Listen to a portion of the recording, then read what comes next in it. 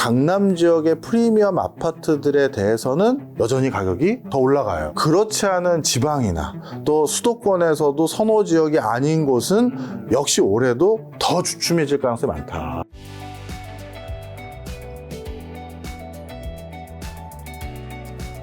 (2025년) 벌써 2월 중순입니다. 1월, 2월 현재 수도권 부동산 시장 집가 상황은 좀 어떻고, 요즘 사람들이 심리는 완전히 얼어붙은 것 같은데 어떻게 보세요?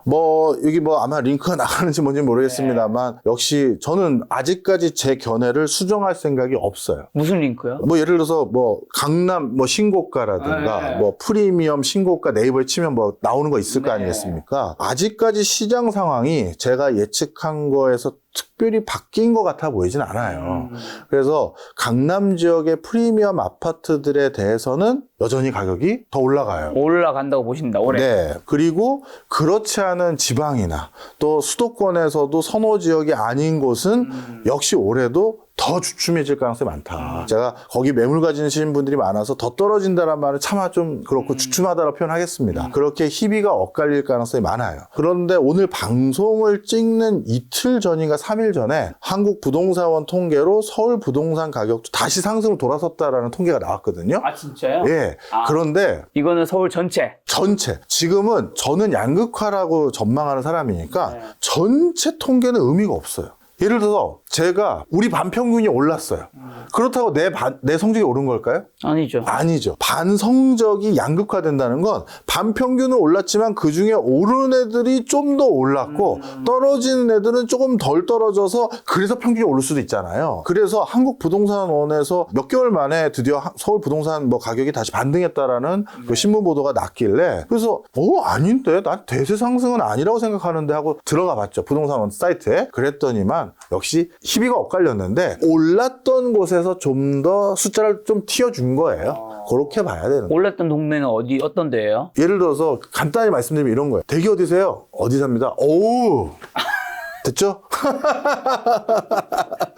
강남 3구 말씀하시는 네. 거군요. 그러면 근데 어떤 분은 또 이야기 하더라고요. 어쨌든 그게 아닌 지역은 하락세가 있잖아요. 네. 여기서 하락이 되는 분위기가 이쪽으로도 전염이 되잖아요. 예를 들면 금리 한창 이제 미국에서 올릴 때 그 당시에 이제 LTV 이제 강남 3구나 이런 데는 그게 제한돼 있으니까 어차피 대출이 안 되기 때문에 안 떨어진다는 얘기가 되게 많았죠. 집값이. 네. 근데 실제로는 단대 떨어지면서 강남 3구도 많이 떨어졌단 말이죠. 이번에도 지금 여전히 강남 3구가 버티고 있지만 그 이제 선호 지역이 아닌 지역에서 계속 떨어지면 강남 3구도 떨어질 수 있는 거 아닌가요? 네, 중요한 말씀 하셨어요. 대세 상승장에는 영끌을 기반으로 하거나 아니면 영끌은 아니더라도 대출 여력이 꽤 있는 우량한 신용 등급을 가진 사람들이 강남에 갭 투자를 하거나 선도적으로 지른 사람들이 많았어요. 근데 그 물량들이 많이 그 사이에 소진된 거예요. 앞으로 대세 상승이래 라는 때 그럼 나도 좀 들어가서 몇 프로라도 먹어야지. 거기 강남에서 몇 프로 먹으면 그건 억 단위잖아요. 그렇죠.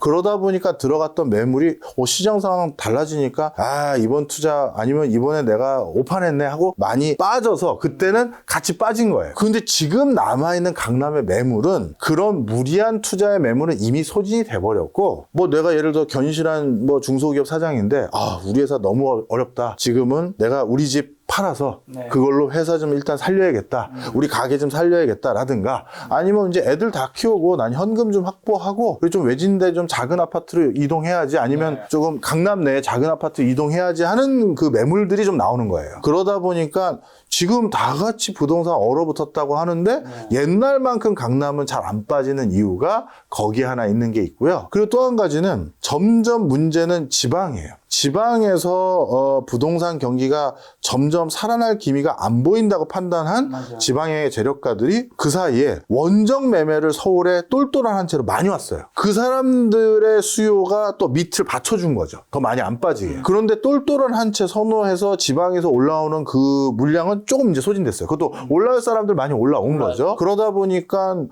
지금은 강남이 거래 양이 더 많이 줄었고, 많이 줄었죠. 네, 그 과정에서 간간히 이제 뭐라고 할까요? 이게 참 불편한 진실인데 예를 들어서 우리 김 작가님이 우리 부동산 시장을 전망할 때 꼭 기억하셔야 될 게 있어요. 강남 사람들은 강남 부동산을 살 때 모두가 다 투자 목적으로 사는 게 아니다라는 걸 하나 기억해야 된다. 예를 들어서 좋은 차를 샀어요. 외제 슈퍼카를.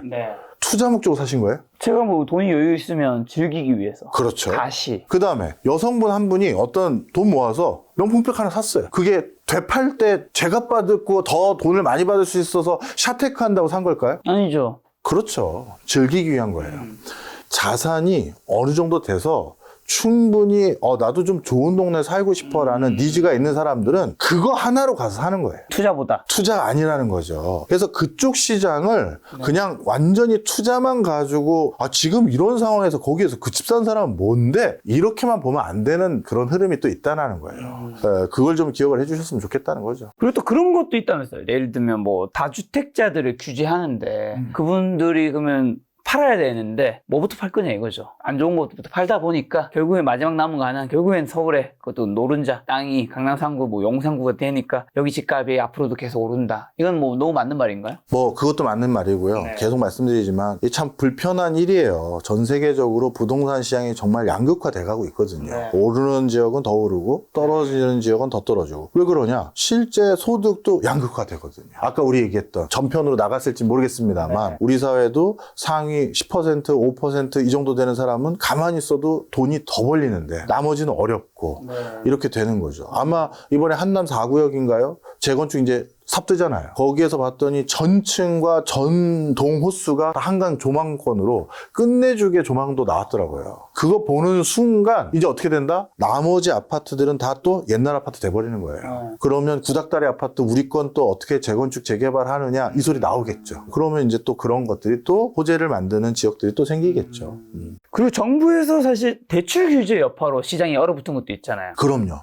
그건 올해 풀어주나요? 아닙니다. 정부가 확실히 지금 이런 표현이 맞는 것 같아요. 쫀 것 같아요. 전 세계에서 부동산을 온전히 자기 돈으로만 살 수 있게끔 놔둔 국가는 없어요. 왜냐하면 한두 푼 들어가는 게 아니지 않았습니까? 그러니까 불가능하죠. 그거. 예, 그래서 나름대로 경제, 시장 경제에 불이익을 주지 않는 선에서 그래도 자산과 그 다음에 국토라는 중요한 경제 재화가 효율적으로 사용되게끔 만들려면 이사도 원할 때 원하는 시점에 원하는 장소 편하게 갈 수 있게 해주고 공장도 이전하고 상가도 이전할 수 있게 해줘야 되는데 그럴 때는 자금 지원이 어느 정도 들어가야 되는데 우리나라는 그거 했더니 부동산이 폭등하더라. 그래서 지금은 좀 막고 있고요. 올해도 그 막는 기조가 더 유지될 것 같아요. 그래서 양극화로 더 치닫는 흐름 중에 일부가 지금 서서히 진행되고 있는 걸로 보여집니다. 지금 부동산 상승 얘기하시는 분들 26년, 27년 공급 부족 절벽 시작돼서 집값이 폭등하는 슈퍼사이클 얘기하시는 분들도 있죠. 저는 동의하지 않아요. 동의하지 않나요? 저는 일단 공급이 26, 27에 적은 건 맞나요? 적은 건 사실입니다. 적은 건 사실인데. 이렇게 보시면 좋을 것 같아요. 제가 자꾸 양극화를 이게 좋은 단어가 아니거든요. 그래서 오죽하면 제 지인들이 형 양극화라고 하지 말고 시장이 구분된다 어때? 뭐 그런데 잘 안 하다는. 뭔 소리인지를 모르잖아요, 그게. 저도 뭐 누구 기분 상하게 만들고 싶겠어요. 근데 제가 양극화를 주장을 자꾸 하는 이유가 대한민국의 부동산이 대세 상승기였던 시점은 두 가지밖에 없어요. 첫 번째, 국가 경제가 좋았을 때예요. 우리 옛날에 중동 건설 붐이 있었을 때 중동 근로자로 나갔던 사람들이 큰 돈 벌어서 들어와서 나도 이제 고생했으니 내 집장만 해야겠다. 그때 우리 서울 확장하면서 시 아파트, 새 아파트 지을 때 거기에 맞물려서 우리 딱 건설 경기 타면서 부동산 확 올라갈 때 있었죠. 그리고 80년대 3조 호황 때 그때 또 집장만 한 사람들 또 확 또 부동산 같이 올라갔었죠. 그래서 우리 경제가 좀 좋았을 때 그때 부동산이 대세 상승이 많았어요. 그래야지 소득이 늘어날 테니까. 그렇죠. 소득이 늘어서 부동산이 올라간 것도 있고요. 맞물리는 거예요, 계속. 그래서 우리나라가 그동안 고도 성장을 해왔던 대표적인 국가다 보니 해방 이후 60년대 이후부터 본격적인 경제 성장 거쳤을 때 지금까지 통계를 봤었을 때 뭐 3년 제일 많이 부동산이 떨어졌을 때가 3년이고 나머지는 다 올랐던 기간이다라고 얘기할 수 있었던 게 요 구간들 때문이에요. 근데 이제는 저성장 국가잖아요. 자, 그런데 저성장 국가이고 경기가 안 좋았을 때도 집값이 올랐을 때가 있어요. 언제냐면 경제가 크게 안 좋았을 때예요. 왜? 크게 안 좋으면 금리를 제로순으로 확 낮추고 엄청난 유동성을 공급하잖아요. 그러면 무슨 가격이 뛴다? 실물 가격이 뛰죠. 인플레이션 생기니까. 그래서 우리나라 IMF 외환위기 뒤에 부동산 가격 상승했고요. 글로벌 금융위기 뒤에는 바로 상승한 건 아니고 그때는 남유럽발 재정위기도 있고 이런 게 있어서 한 4, 5년 뒤부터 상승했어요. 그리고 이번에 코로나19 뒤에도 또 부동산이 상승했잖아요. 30% 정도 올랐으니까. 자, 그래서 엄청난 경기 침체나 위기다라는 소리를 듣게 되면 그때도 부동산은 또 올라요. 왜? 유동성을 공급해서 돈값을 싸게 해주니 실물 가격은 오르고 그 자금이 또 부동산으로 와서 가격을 오르거든요. 그래서 부동산의 대세 상승은 딱 두 가지예요. 경제가 엄청 안 좋거나 경제가 좋았을 때. 근데 지금 어떠냐? 어중뛰죠. 저성장 기조예요. 물론 엄청 안 좋은 분도 계시겠지만 코로나19 같은 샥이 온 것도 아니고 글로벌 금융위기 같은 사역도 아니고 IMF 외환위기 정도는 아니잖아요. 어중뛴 거예요. 그렇다고 호황 당연히 아닌 거고. 네. 그러면 이럴 때는 앞으로 어떻게 된다? 돈이 더 잘 벌리는 누군가에게는 난 이제 돈도 더 많아. 더 좋은 아파트 아니면 더 시설 좋은 데서 살래. 나 집에 왔을 때라도 좀 편히 있을래. 거긴 목돈 주고 웃돈 주고 가는 거예요. 다른 쪽은 나 좀 빡빡해서 괜히 이게 내가 영 끓여가지고 괜히 샀다야. 이거는 좀 줄여야겠어.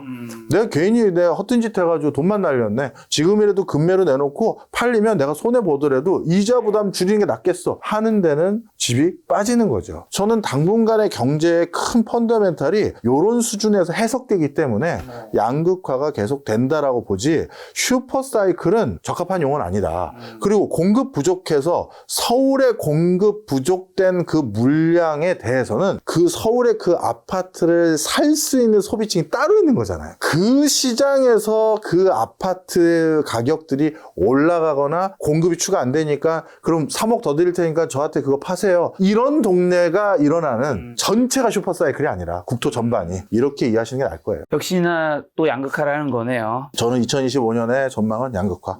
시장이 구분. 수도권 기준으로 지금 무주택자나 1주택 분들은 부동산 투자는 어떻게 해야 되는 거죠?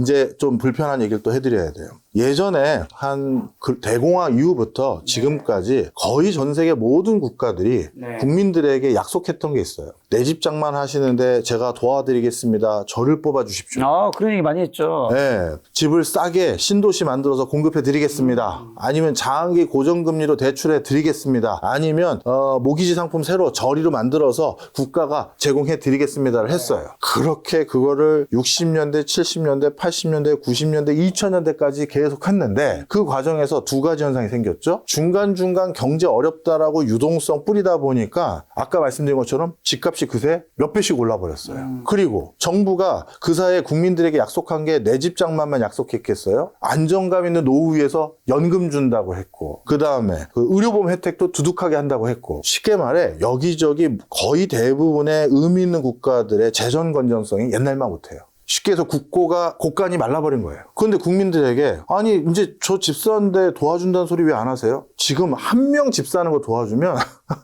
돈이 만만치가 않아요. 왜? 그 사람들이 살고 싶은 동네에 집을 사는 걸 지원해줘야지 저기 어디 충북에 어디 아니면 저기 강원도 어디에 이걸 원하는 게 아니잖아요. 서울과 수도권이나 광역시 거기니까. 그래서 대부분의 국가가 요즘 말을 바꿨어요. 우리나라는 아직 말을 안 바꿨는데 뭘 말을 바꿨느냐? 유럽 집행위원회에서 먼저 말을 바꾼 게 왜 꼭 집을 사셔야 돼요? 임대로 사시죠. 임대 사실 때 좀 지원해 드릴게. 말을 바꾼 거예요. 집값이 너무 오른 거예요. 대도시권을 중심으로. 우리나라 유럽이 하기 전 단계까지 온 거예요. 모두 지원하는 게 아니다. 사회의 당면 과제를 해결하고 있는 사람들에게 선도적으로 지원하자. 다자녀, 신혼부부, 결혼했네, 이제 자녀 낳겠네, 뭐 이런 것도 있잖아요. 그래서 옛날 80년대는 이렇게 여러 가지 제한 안 뒀거든요. 그잖아요. 그런데 그렇게 두는 게 국가의 문제를 해결하기 위해서입니다라는 명분도 있으면서 실제 돈이 없거든요. 다 사겠다고 했을 때 다 찾아왔어요. 나도 정책자금 주세요. 저도 정책자금 주세요 했을 때 돈이 없거든요. 그래서 우리나라도 서울의 좋은 직장 인근에 거주하고 싶은 사람들에 대해서는 이제 점점 임대시장이라는 카테고리가 점점 심해질 거다. 그래서 우리나라도 세계적인 투자은행이 임대시장 보고 들어왔잖아요. 벌써 하나 샀잖아요. 어디요? 광진구 쪽으로 알고 있어요.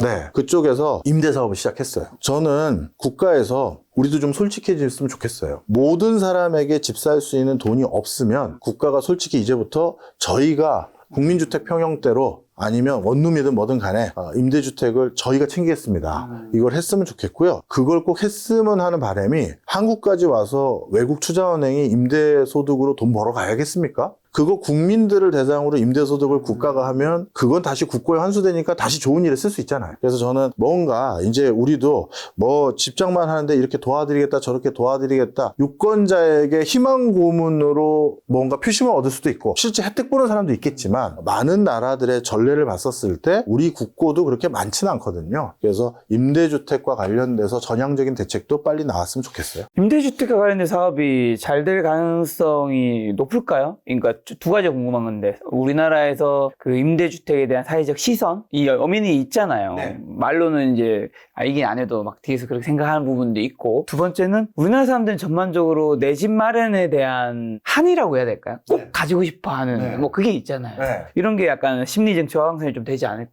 두 가지 다 말씀드리면 일단 제가 말한 임대주택을 활성화하자라는 게 지금 다주택자들이 개인 자격으로 임대주택을 활성화하라는 얘기가 아닌 거죠. 네. 그래서 국가가 좀 나서줬으면 좋겠다. 그리고 그 얘기는 달리 말하면 모든 사람들에게 아니면 상당히 적지 않은 사람들에게 서울에 원하는 동네에 내 집을 살 수 있을 만큼의 정책 자금을 지원할 수가 없어진 상황이라는 거거든요. 돈 문제도 있지만 규제 문제도 있고 기존에 살고 있는 사람들의 재건축 재개발에 대한 동의 문제도 있고요. 그래서 그렇게 내 집 장만에 대한 한을 100% 못 풀어줄 상황이라고 만약에 판단됐으면 제가 틀렸고 어떤 정책적 대안을 제시하는 아주 대단한 정치가가 한 명 있어서 그 사람이 제가 해결했습니다라고 하면 저도 그 사람 뽑아요. 그런데 저는 정치적 성향은 없어요. 양쪽 우리나라 메이저 정당 모두가 그 대안을 못 내놓고 있는 것 같아 보여요. 그럴 거면 솔직하게 얘기해 주십시오. 임대주택이라도 저희가 어떻게든 해보겠습니다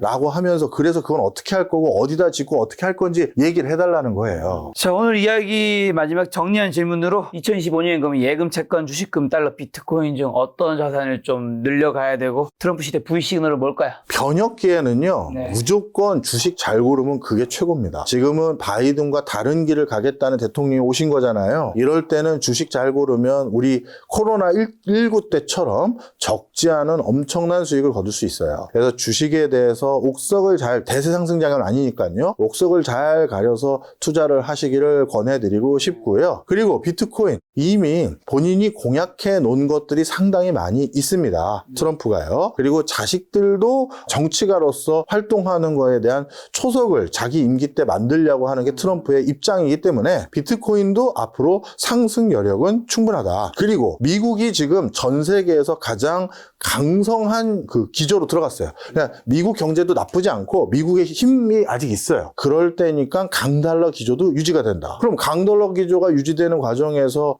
주식 투자를 해도 미국 주식이 좀 나을 수 있는 구간도 있겠죠. 그렇다고 뭐 1,500원까지 넘어서는 일이 고착화되냐? 저는 그렇게까지 예상하진 않아요. 1,400원대에서 1,300원 후반대 정도로 예상하는데 하여튼 그것도 엄청난 강달러지 않습니까? 옛날에 비해서. 그런 정도로 저는 추천드리고 이런 변혁기 때 예금을 가지고 있는 거는 이거는 너무 보수적이지 않습니다. 금은요? 금이요? 제가 사실 실물은 좋아해요. 제가 주임 교수로 있고 학과장 역할을 하고 있는 데가 바로 실물투자 분석 학과를 교수잖아요. 명지대학교. 네. 거기서 가르치는 것 중에 하나가 부동산이고 금이고 이런 건데 왜 금에 대해서 제가 등한시 하겠습니까? 분명 있는데 내 돈은 더 상승할 때 넣어야 된다는 거잖아요. 제 나이가 아직 뭐 엄청 보수적으로 투자할 나이는 아니라고 저는 생각하거든요. 그래서 이제 뭐 20대 후반이 뭐 자, 그래서 주식이나 비트코인 저는 이런 데 더 관심 뒀으면 하는 바람입니다. 곱하기 2배 하면 그게 더 근접할 겁니다.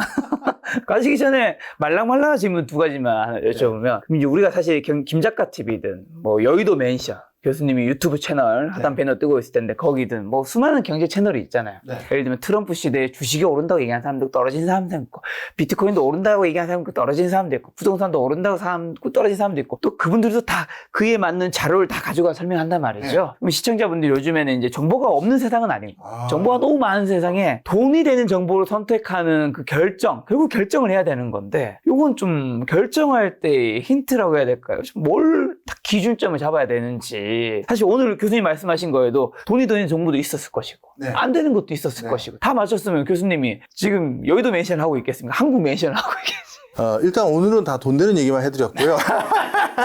자, 설명을 드릴게요. 중요한 얘기를 해주셨어요. 학자들의 얘기는 돈을 투자하는데 사용하는 게 아니라 돈을 투자하는데 어떻게 보면 타산지석으로 삼고 아니면 지침으로 삼을 멘토들 있지 않습니까?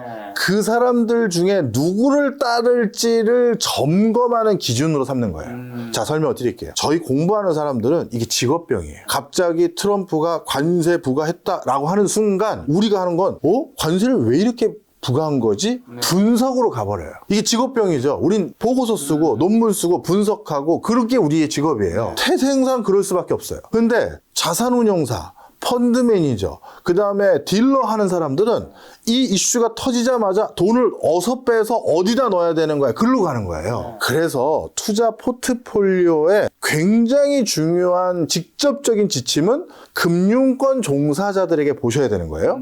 자, 그런데 금융권 종사자들의 얘기가 다 다르잖아요. 그러니까요. 그건 당연한 거예요. 그리고 부동산도 상승론자다, 하락론자다, 저 같은 양극화론자도 있는 거지만 하여튼 그런 사람들이 무조건 있을 수밖에 없는 게 그래야 매매가 되잖아요. 그렇죠. 누군가는 지금이 비싸다고 생각하니까 파는 거고 누구는 지금이 싸다고 생각하니까 살 수가 있는 거거든요. 시장의 견해는 계속 다른 겁니다. 자, 그런데 그럼 그때 누굴 믿어야 되느냐? 최악수를 말씀드릴게요. 이 사람 괜찮아 보이니 저 사람이 추천한 거 하나, 요 사람 괜찮아 보여서 요 사람이 추천한 거 하나, 이러다가 그 사람들 각각이 투자 포트폴리오를 짰을 때 그 사람들이 잘못 선택한 것만 다 살 수도 있어요. 우리가 이렇게 보시면 돼요. 잘할 것 같은 사람이 있어요. 그럼 진짜 투자의 고수, 뭐 우리나라 저도 아는 사람 한 분 계세요. 그분은 방송 출연을 좀 안 하세요. 나이가 60대 후반 정도 되신데 여의도에 우리가 가끔 지나가는 길 중에 그분 빌딩이 두 채가 있어요. 그분은 그냥 자수성가해서 자산운용사 하나 자기 거 차리고 자기 돈 개인적으로 또 굴려서 그런 자산운용사 대표 두 분이 계세요. 그 두 분은 그 빌딩 두 개를 가지고 계세요. 그런데 그 두 개를 가지고 있는 그분들은 투자 수익률이 어떻게 되느냐? 10개를 사면 3개만 성공해요. 근데 그 3개가 빵 터지는 거야. 나머지 10개는 조금 이득, 조금 손해. 조금 손해였을 때 손절 잘하는 것도 그분들의 노하우죠. 그래서 이 정도고 3개 정도가 빵 터져서 쉽게 말해 투자의 대가들의 타율이 3할이에요. 근데 야구선수 3할이면 그렇죠. 잘 치는 거죠. 그런데 그럼 어떻게 해야 된다? 그 대가의 포트를 그대로 따라가는 게 낫지. 이번 스윙은 이 사람 따라가고 이번 스윙은 저 사람 따라가고 이번 스윙 저 사람 따라가다가 전부 헛스윙할 수가 있어요. 자, 그래서 많은 유튜브 채널들에 나온 사람들은 대부분 대가가 아니라는 문제가 있긴 있지만 그중에 그래도 업계에서 인정받은 누군가가 있으면 그냥 그 사람 포트를 쫓아가세요. 그런데 그 사람 포트를 쫓아갈 때 그 사람이 2년 전에 사라고 했거든요. 이게 제일 바보 같은 투자죠. 한 달마다 상황이 바뀌고 6개월마다 상황이 바뀌니 그 사람이 또 나와서 이제 상황이 바뀌어서 저 그거 손절해야 되는 상황이라고 생각합니다. 빨리 같이 손절해야죠. 아니면 이 정도면 이득 실현한 것 같다고 생각합니다. 빨리 같이 팔아야죠. 그래서 한 번 듣고 나 딴 일 하면 안 되고 그 사람 포트를 쫓아가야 되는 거고, 그러면 교수님 그런 사람들 중에 누굴 따라갈까요를 볼 때는 저희같이 그냥 공부만 하는 사람들은 그런 사람들이 가끔 박사학위 받으러 올 때 석사학위 받으러 올 때 저희들한테 논문 심사 받고 이론적인 거 공부하고 돌아가시잖아요. 저희 학과에도 그래서 업계 종사자분이 2분 계세요. 그래서 이런 분들에게 더 엄정한 이론을 가르쳐 드리고 분석하는 기법을 가르쳐 드리는 게 우리니, 분석은 우리한테 듣고 저런 교수님들 분석과 쾌를 같이 하는 걸 굉장히 짧은 시간에 빨리 얘기해서 투자를 하신 분, 그분들은 금융권에 있다. 네. 이렇게 보시면 됩니다. 그리고 말랑말랑한 좀 궁금한 거 하나 여쭤보려고 하는데, 요즘에 저는 이제 예전에는 외모가 경쟁력이 되는 세상이었던 것 같아요. 외모가 경쟁력이 되는 세상에 이 외모가 이제 잘생기거나 이쁘면 결혼도 좀 할 때 유리하고, 그 다음에 연애도 유리하고, 취업도 어쨌든 면접이라든가 이력서 사진에 유리한 부분이 있잖아요. 있죠. 근데 저는 요즘에는 외모가 경쟁력이 아니라 자산이 되는 세상 같아요. 어떤 거냐면 유튜브라든가 인스타그램, 틱톡 같은 게 생기기도 했고, 그 다음에 이제 뭐 돌싱글, 한승연의 나는 솔로 지옥 같은 연애 이런 프로그램이 나오다 보니까 이쁘고 잘생긴 사람들이 거기서 인기를 받으면 그게 프로그램이 끝나고 난 다음에 내 SNS 채널이 팔로워가 많아지고 예. 그게 본인이 경쟁력이 되어서 본인이 소득과 자산이 늘어나는 것들을 많이 보거든요. 그런 걸 보면서 아 요즘에는 참 예전에 그냥 외모를 가꾸기 위해서 성형 정도 이제 하는 분들이 좀 있었잖아요. 네. 이제는 이게 경쟁력 수준이 아니라 이런 이미지로 보여지는 것들이 너무 많아지다 보니까 예. 정말 자산이 되는 세상이 된 것 같다는 생각을 하면서 외모의 중요성도 느끼기도 하면서 좀 이런 현상이 좀 뭐 한탄스러운 뭐 그런 느낌도 있고 너무 외모 지상주의가 되는 것 같아서 느끼는데 어때 공감 좀 하세요? 공감을 하죠. 이미 사회학 쪽에서는 그런 거를 매력 자본이라고 해요. 아 그런 게 예, 있어요. 예, 예, 매력 자본이라고 합니다. 설명을 좀 드리면 이 말 그대로 여기서 말하는 매력이란 단어를 쓴 게 외모보다 좀 추상적인 거죠. 그 사람이 매력이 있는 거예요. 우리 예전에 저 때 최고의 스타는 김희선이었어요.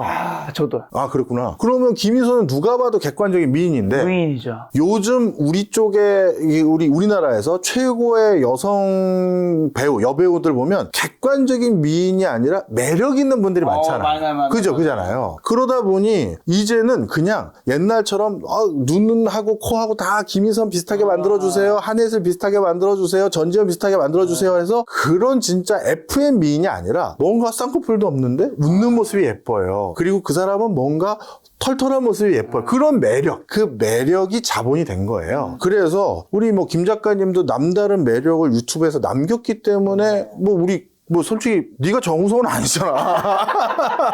그런데 그런 뭔가 매력이 있기 때문에 굿잡. 네. 그렇기 때문에 많은 분들이 찾아주시는 거잖아요. 네네. 그래서 그 매력은 관리를 해야죠. 그게 신뢰일 수도 있고 네. 편안함일 수도 있고. 근데 저는 요즘에 정말 더 크게 느끼는 게 예전에는 외모가 진짜 정말 뛰어난 사람이 네. 이제 연예인이 되거나 네. 했단 말이죠. 네. 외모가 적당히 괜찮은 사람은 그게 그냥 경쟁력 정도였단 말이에요. 네. 근데 지금 시대는 이런 플랫폼이 너무 많아지니까 적당히 이쁜 사람이 연예인이 아니어도 보여줄 공간이 너무 많아진 것 같아서 그렇죠.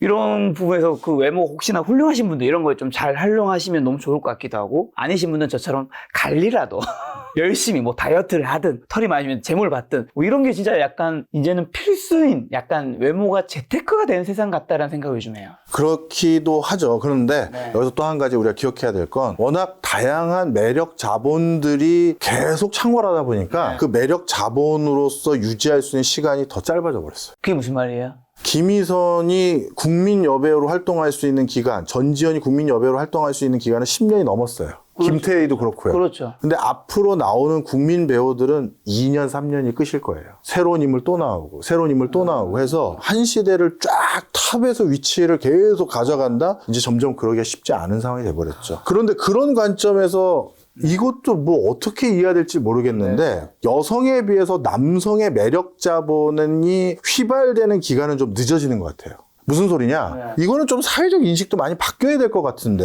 왜 아직도 이게 안 바뀌고 구태연하게 전개되는지 약간 모르겠습니다만 여성분은 결혼하면 그렇죠. 자, 당대 최고 여배우들 보세요. 나이가 일정 정도는 들면 TV 드라마나 맞는 배역이 아줌마예요. 그래서 희화되죠. 우리 김남주도 그렇게 잘 나가던 보이시한 커리어 우먼 역할을 하다가 갑자기 그 내조의 여왕이라든가 약간 우스꽝스러운 역할로 막 가보기도 하고 또 김희선도 약간 그런 역할도 했고 그런 경우가 많잖아요. 네네. 그런데 남성 배우들은 중년의 어떤 매력을 뿜뿜하는 이상한 역할로 연착륙을 해버려요. 그런 경우가 많잖아요. 그런 거 좀 있죠. 장동건이 갑자기 희화되거나 정우성이 희화되거나 이정재가 희화되기보다는 뭔가 다른 매력으로 넘어가잖아요. 뭐 세자로 나온다든가 뭐 왕으로 나온다든가. 이게 왜 이렇게 성적으로 갈려지는지는 조금 우리가 봐야 될 것 같아요. 어쨌든 남녀 간에 그런 차이가 있고 어쨌든 저는 가볍게 외모로 여쭤봤는데 실제로 경제학 쪽에서 매력 자본이라는 게 있다. 명쾌하네요. 역시 뭐든지 물어보면 대답이 다 나오네. 그게 저의 매력 자본.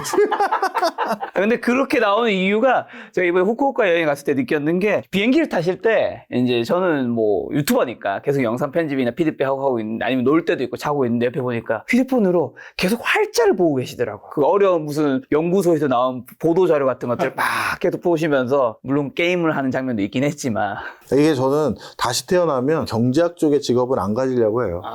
제 친한 친구 중에 사학과 교수가 있는데 그놈은 10년째 강의 노트가 안 바뀌어요. 야, 조선 후기가 바뀔 게 뭐 있어? 저한테 맨날 그래요. 너무 좋겠다. 근데 저는 진짜 데일리지 않습니까? 그러니까 매일 공부하시잖아요. 그래서 이 직업을 잘 골라야 될 것 같아요. 알겠습니다. 저희 시청자분들에게 마지막 하시고 싶은 말씀이 있다면요? 예, 경제라는 게 저처럼 공부하는 사람에게는 감언인설을 듣고 싶어서 초대해 주는 것 같진 않더라고요. 그래서 그냥 공부하는 게 때로는 가슴에 멍이 되더라도 또는 귀에 거슬리더라도 그냥 저희 같은 사람이 있는 그대로 얘기해야 어느 정치가는 또 이거 큰일 났구나 해서 세상 바꾸는데 더 경각심도 갖고 그런 거 아니겠습니까? 예, 저희가 또 하는 일이 그런 거니까요. 조금 기분 상하는 발언들이 있다 하더라도 너그럽게 이해해 주시고요. 공부를 제가 많이 못해서 잘못된 견해한 건 제가 100번 반성하고 더 열심히 공부해야죠. 다음에는 더 열심히 공부해서 찾아뵙겠습니다. 네, 교수님이 경제 이야기가 더 궁금하신 분들은 교수님 유튜브 채널 이름이 뭐였죠? 여의도 멘션입니다. 네, 여의도 멘션 클릭하시면 더 자세한 이야기 들으실 수 있습니다. 다음번에 교수님과 교토 풀코스 마라톤 뛰고 난 다음에 다시 한번 콘텐츠 찾아뵙겠습니다. 오늘 만난 교수님은 박정희 교수님이었습니다. 지금까지 여러분 소중한 시간 함께 해주셔서 정말 감사합니다. 오늘도 김 작가였습니다. 고생 많으셨습니다.